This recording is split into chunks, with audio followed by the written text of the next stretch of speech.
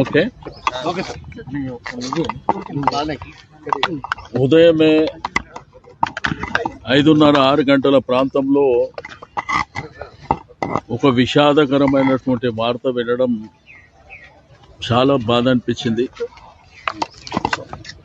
దివంగత నేత మరి సాయన్న గారు 40 సంవత్సరాల రాజకీయ చరిత్రలో అనేక సార్లు కంటోన్మెంట్ ప్రాంతానికి ప్రాతినిధ్యం వహించడం,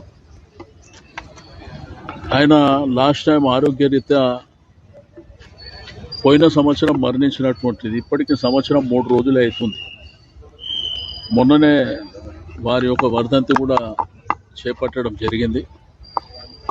బట్ ఆ రోజుల్లో ఉన్న పరిస్థితుల్లో మరి మా పార్టీ అధ్యక్షుల వారు కేసీఆర్ గారు వారి కుటుంబానికి టికెట్ ఇవ్వాలన్నటువంటి ఉద్దేశంతోనే అమ్మాయికి టికెట్ ఇవ్వడం, అమ్మాయి కూడా మంచి మెజారిటీతో గెలవడం, అంటే కంటోన్మెంట్ ప్రజలు ఆ కుటుంబాన్ని, అక్కడ ఉన్నటువంటి కార్యకర్తలు ఆ కుటుంబాన్ని ఏ విధంగా గౌరవిస్తారో మనం చూసినాం.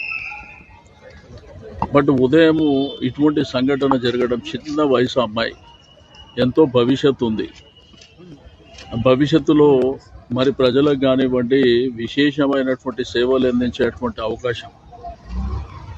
బట్ పొద్దున యాక్సిడెంట్లో మరణించిందని చెప్పి ఫోన్ రావడం, ఆ తర్వాత టీవీలు చూస్తే ఆ టీవీలలో కూడా ఆ జరిగిన యాక్సిడెంట్ విజువల్స్ చూపించడం మా అందరికీ చాలా బాధాకరమైనటువంటిదే కాకుండా చాలా విషాదకరమైనటువంటిది.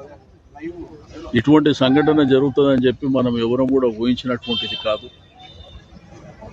బట్ విధిని మనం ఏం చేయలేం కాబట్టి మరి జరిగిన సంఘటన పట్ల మరి ఆ కుటుంబానికి మనము ధైర్యాన్ని ఇవ్వవలసినటువంటి అవసరం ఉన్నది.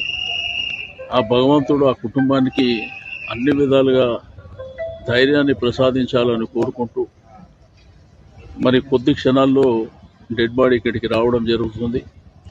పోస్ట్మార్టం నిమిత్తం వారి యొక్క స్వగృహమైనటువంటి అశోక్ నగర్ దోమలగూడ ప్రాంతానికి తీసుకువెళ్ళడం జరుగుతుంది.